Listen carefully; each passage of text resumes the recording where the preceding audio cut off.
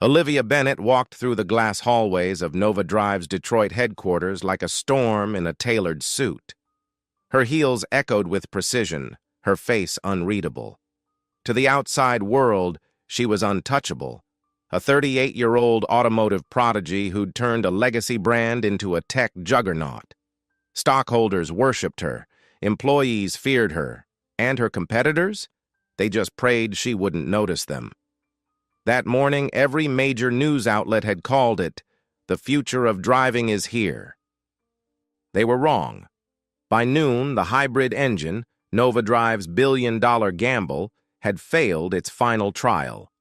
The test rig overheated, shorted out, and nearly caught fire. 6 months of development, $80 million in R&D, and a $500 million federal contract on the line. Gone in 15 minutes. The Department of Defense engineers walked out before the smoke even cleared. In the executive war room, screens blinked with red error codes. The engineers argued over voltage loads and cooling algorithms, their voices rising. Olivia stood in silence, her arms crossed, her eyes drilling holes into the blueprint on the screen. "This isn't just a setback," said Mason, the lead systems engineer. "It's a catastrophic systems failure. The battery management is flawed at a fundamental level. You said we had redundancy protocols." Her voice was calm, sharp as glass. "We did," Mason said. But nothing," she snapped. "We're 3 days away from a public unveiling. If we don't deliver, we lose the contract." In a corner of the room, near the emergency exit, Jack Miller silently swept up coffee-stained paper towels. No one noticed him, not really. He wore gray overalls, a name badge, and the quiet patience of someone used to being invisible. But his eyes weren't those of a janitor. They flicked across the digital displays with a kind of hunger. He'd heard every word. 5 years earlier, Jack had been called a genius, chief mechanic for Phoenix Racing, the youngest in Formula One history. His designs cut pit times in half and helped win 2 world championships. Then came the scandal. Accusations of embezzlement, rigged telemetry, sabotage. He never spoke about it. No one ever proved anything, but the court of public opinion buried him. He scrubbed floors now, changed light bulbs, woke up at 4 a.m. to clean up after men who once read his technical manuals. But engines? He still understood those better than most people understood their own hearts. The room cleared out slowly, the engineers retreating to their labs. Olivia remained alone, staring at the silent machine at the center of the test bay. Her fingers dug into her palm. She hadn't cried in 10 years. She wasn't about to start now. "You're pushing too much voltage through a cooling system designed for combustion engines." She turned. Jack stood just inside the lab entrance, mop in one hand, his voice calm, almost detached. "Excuse me?" she said. "Your hybrid system's designed like a gas engine retrofit. You're stacking power cells for torque, but you haven't rerouted the thermal diffusion properly. It overheats under compound acceleration." He walked slowly toward the engine like someone approaching a sleeping lion. "You're not failing because your tech is bad. You're failing because your assumptions are." Olivia narrowed her eyes. "You're a janitor." "I used to be a mechanic." Jack shrugged. "Now I'm just someone who reads your design patents while he mops the floor." She stared at him. His face was calm, but there was something behind his eyes, not arrogance, precision, confidence born from knowledge, not ego. "You think you can fix a $300 million hybrid engine that a team of PhDs couldn't figure out in 6 months?" she asked. "I don't think," Jack said. "I know." Mason, having returned unnoticed, scoffed. "Is this a joke?" Jack ignored him. "Give me 12 hours, full access. No interruptions. I'll fix it." The room went still. Olivia tilted her head, searching his face. Her heart pounded with stress and exhaustion. Her company was about to collapse, her empire, her name, and this man, who smelled faintly of cleaning solution and machine oil, was offering salvation. Maybe it was the pressure, maybe it was the way he hadn't blinked when he said it, or maybe it was something deeper. a longing for one crazy, irrational hope. "If you fix it," she said slowly, "I'll marry you." The words hung in the air like a live wire. Mason's jaw dropped. "What? Are you serious?" Olivia didn't blink. 12 hours. Full access. If you fail, you're fired and escorted off the premises. If you succeed," she looked Jack dead in the eye, "you'll have more than a job. You'll have me." Jack didn't smile. He just nodded once. "I'll need your engineers out of the lab," he said, "and a triple layer of system override clearance." Olivia turned to Mason. "Make it happen." "You can't be serious," he whispered. "This guy could blow up the entire grid." "Then let's hope he doesn't," she said coldly. "You had your chance." 2 hours later, the lab was empty except for Jack, the engine, and a silent security camera feed Olivia watched from her office. Her phone buzzed with missed calls from the board, the Pentagon, and 3 major news outlets. She ignored them all. On screen, Jack stripped the engine housing like a surgeon opening a chest cavity. He moved fast, but with purpose. He rewired circuits, bypassed systems, rerouted coolant lines, and rebuilt a core algorithm from scratch. Olivia leaned forward, eyes narrowing. Something about the way he worked felt familiar. Not his style, his intensity. She pulled up an old file from years ago. Jack Miller, Formula One, exiled in disgrace. Her breath caught. "What the hell are you?" By sunrise, Jack stood beside the engine. His hands were black with grease, his shirt clinging to his back. He wiped his forehead with the edge of his sleeve and typed a command into the control panel. The engine powered up, not just functioning, roaring to life with clean, perfect efficiency. The new design didn't just work, it exceeded specs. Cooling temperature stable, torque output higher than projected, no trace of overload. The lab filled with light. Up in her office, Olivia sat perfectly still. Then, slowly, she stood and walked to the elevator. She had a deal to honor. Jack Miller walked into the lab just past midnight, accompanied by the squeak of rubber soles and the weight of every eye in the room. 3 security guards flanked the glass doors. 2 engineers lingered behind a table, whispering to each other like kids daring each other to laugh at a funeral. "You sure we're going to let a janitor touch a prototype worth more than this building?" one of them muttered. The head of security, a stiff man in a black suit, handed Jack a key card and a passcode clipboard. "You've got 12 hours. If you so much as open the wrong panel, we pull you out. Understood?" Jack signed the clipboard with a steady hand, then nodded. Understood. Upstairs, Olivia Bennett sat in her office with a mug of cold coffee and a monitor wall showing 5 camera angles of the lab. She hadn't changed clothes since the day before. Her phone vibrated endlessly with notifications, texts from board members, a PR disaster report, a press leak warning about the failed engine. But her eyes were locked on Jack. What was she doing? The man was a custodian, a relic, a gamble made in a moment of desperation. She could almost hear Mason's voice echoing in her head. "You're risking your career over a mop jockey." But Jack didn't look nervous. He looked focused.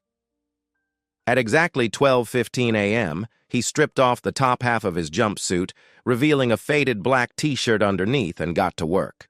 The lab's engine rig was state-of-the-art, cold, sterile, and buzzing with digital locks. Jack, however, approached it like something alive. He didn't go for the diagnostics or even the schematics. He went straight to the wiring harness, crouching beside it and tracing it with his fingers like a pianist finding home keys.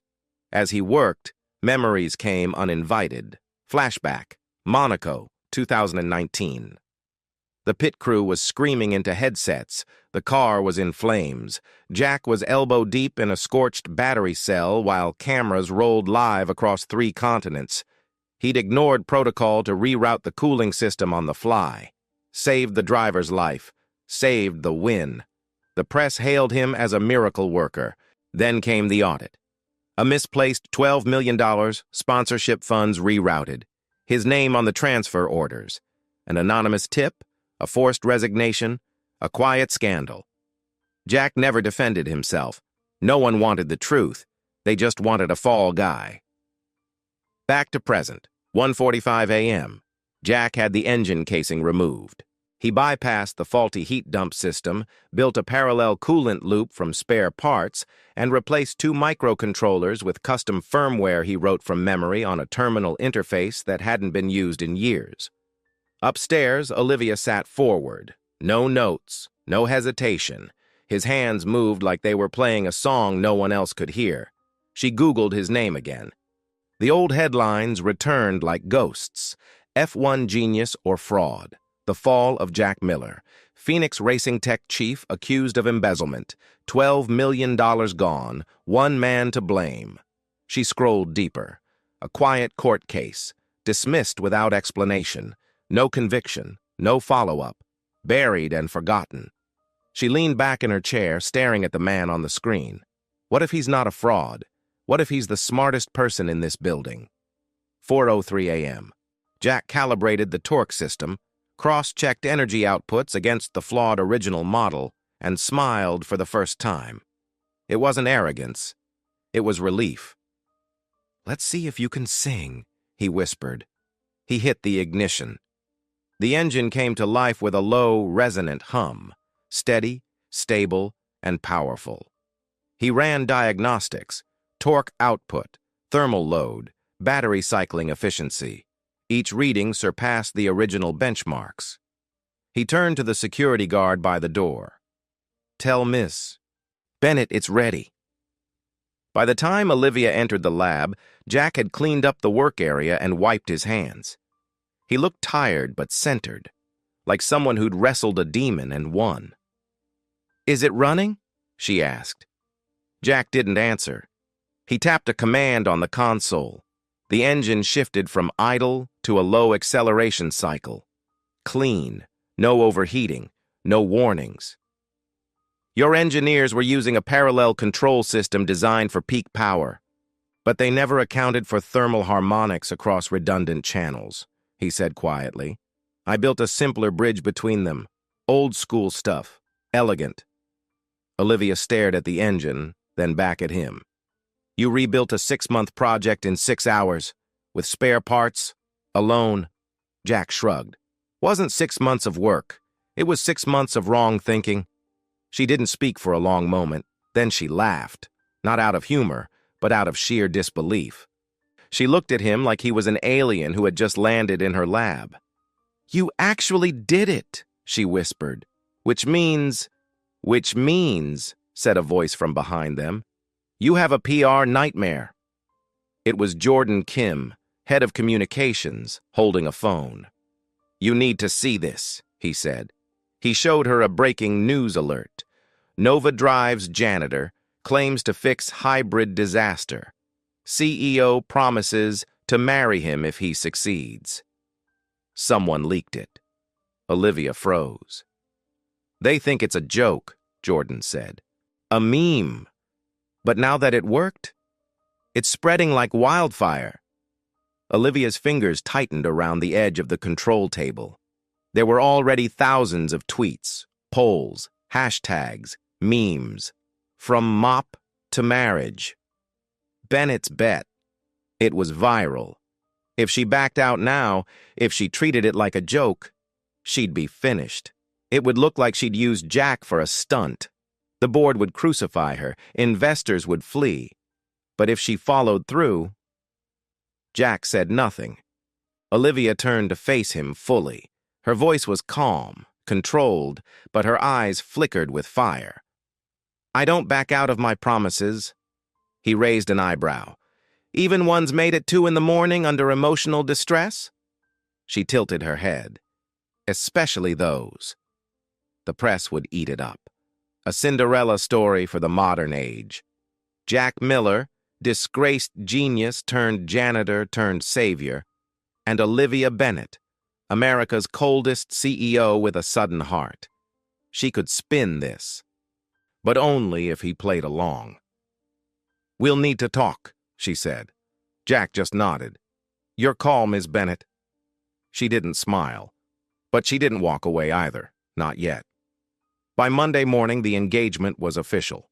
Nova Drive's corporate press room overflowed with reporters, cameras, and flashing lights. Olivia Bennett stood at the podium, calm and collected, a diamond ring catching the glare as if it had always belonged on her hand. "Yes," she said, her voice smooth, confident, controlled. "The rumors are true. Jack and I are engaged." The crowd erupted in questions. When did it start? Is this why he was given access to the lab? Who is Jack Miller, really? But Olivia raised a hand. "We'll have time for questions. For now, all I'll say is, he saved my company, and, in many ways, he saved me too." Off stage, Jack stood in a crisp gray suit, freshly tailored.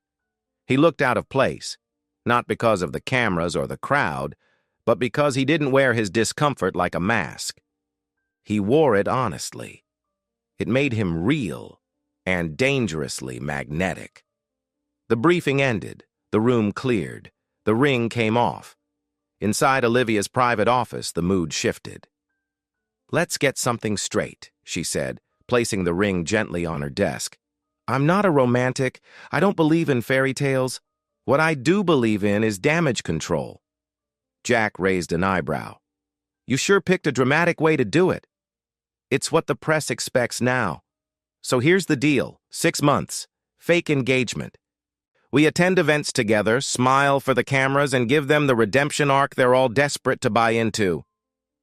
And in exchange, you become head of innovation."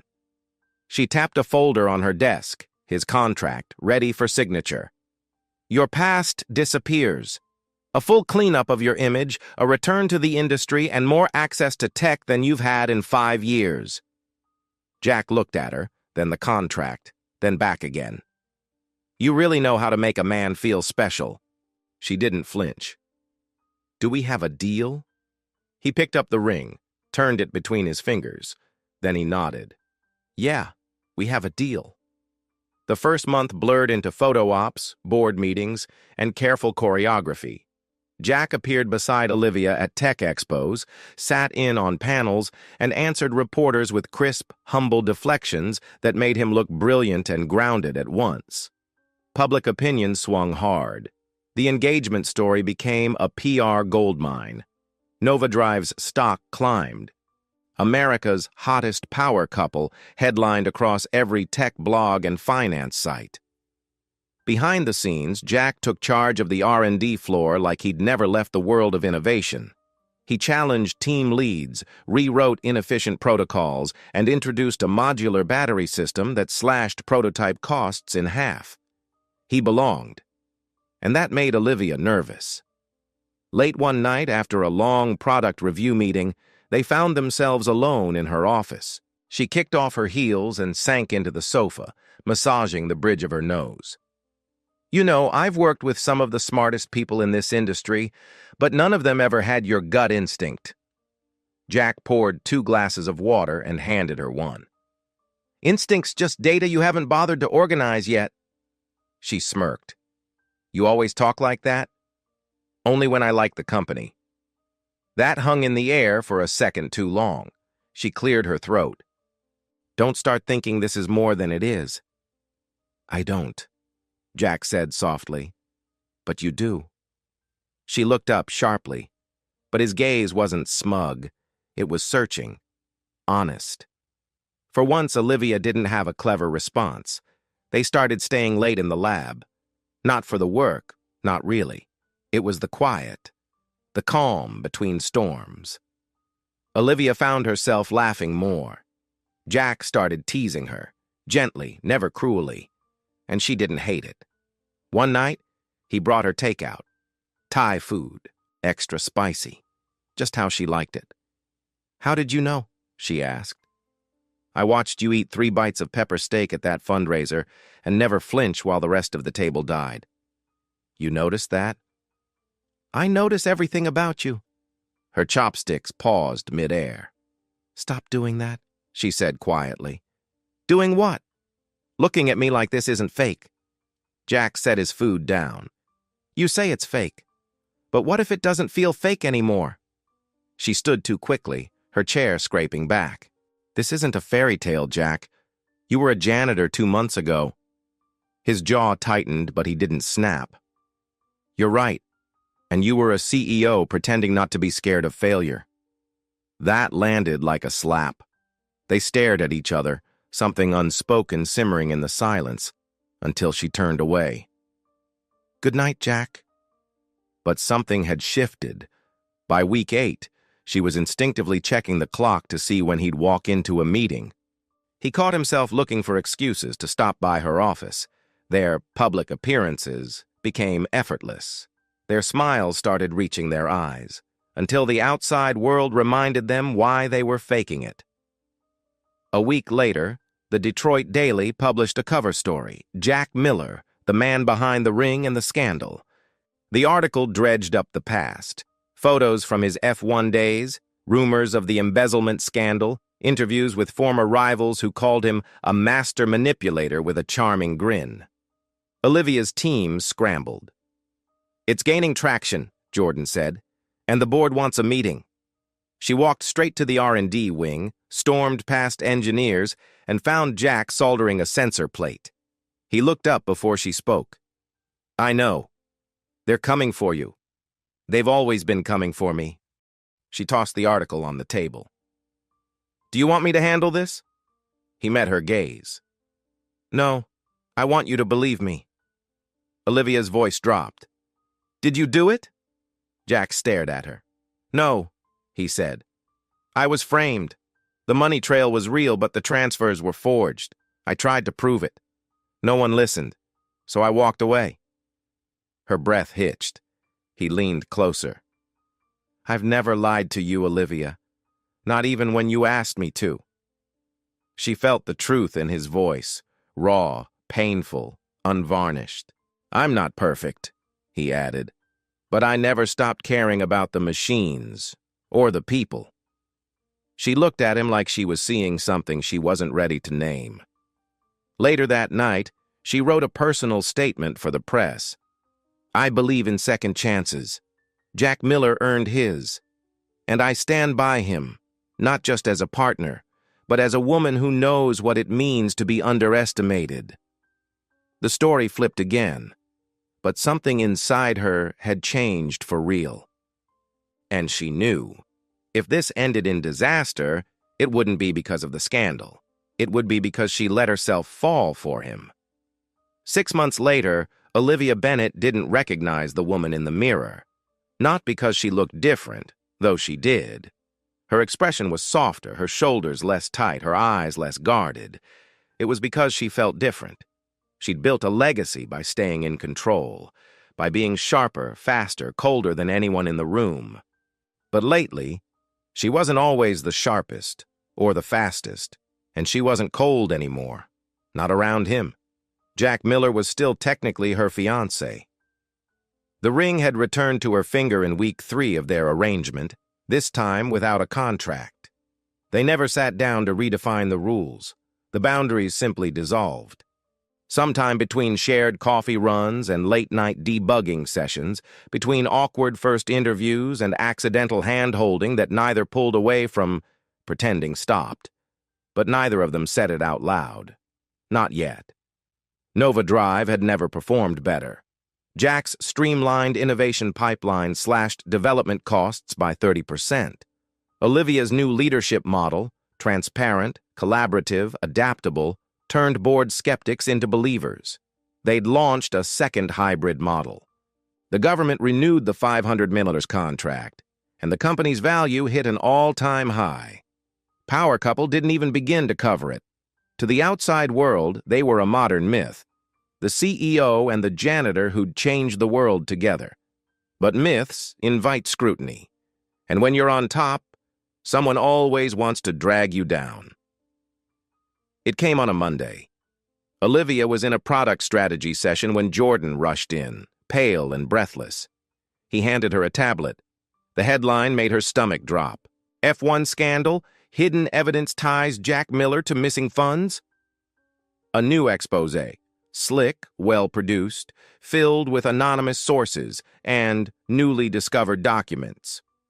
The timing wasn't coincidence. Nova Drive was days away from signing a multinational expansion deal. Someone wanted blood. The room fell silent. "What do we do?" Mason asked. Everyone looked to Olivia.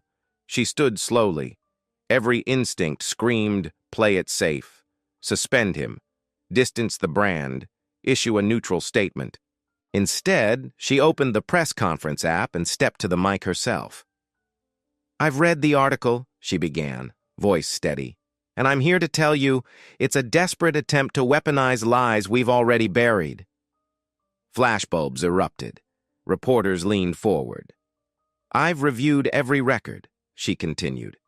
"And more importantly, I know Jack Miller. I trust him, not as a business partner, not as a face for this company, but as the man who helped rebuild it from the inside out. We don't abandon our people here, and I won't abandon him now." The room exploded. Jack watched it all from the hallway. She hadn't consulted him, hadn't asked for his input. She just stood up and burned her political capital to the ground to shield him. By the time she stepped backstage, the board was already blowing up her phone. "Are you trying to sink this company?" Mason hissed. "No," she said calmly. "I'm trying to show them what real leadership looks like." She turned and nearly collided with Jack. His eyes searched hers. "Why did you do that?" "Because I'm not pretending anymore." He stepped forward, voice low. "Neither am I." Before she could respond, he pulled something from his pocket. A ring. Not the original one. A new one, simpler. Warmer. Real. Olivia's breath caught. "You made a bet," Jack said. "And it changed both our lives. But this time, no bets, no contracts. Just one question." He dropped to one knee, right there in the hallway outside the press room, still in view of at least 2 shocked interns. "Will you marry me? For real this time?" For the first time in her life, Olivia didn't think. She didn't strategize. She just said what she felt. "Yes." They were married 2 months later in a quiet ceremony. No press, no spectacle, just family, a few close friends, and a warehouse-turned-garden that Jack had designed himself. She wore no veil. He wore no tie. But when he kissed her, the world felt reborn.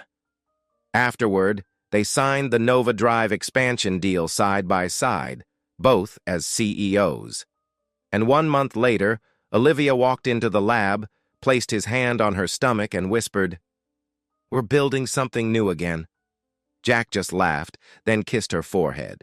The world kept watching, but they no longer cared about headlines, because the real story, the one that mattered, was theirs.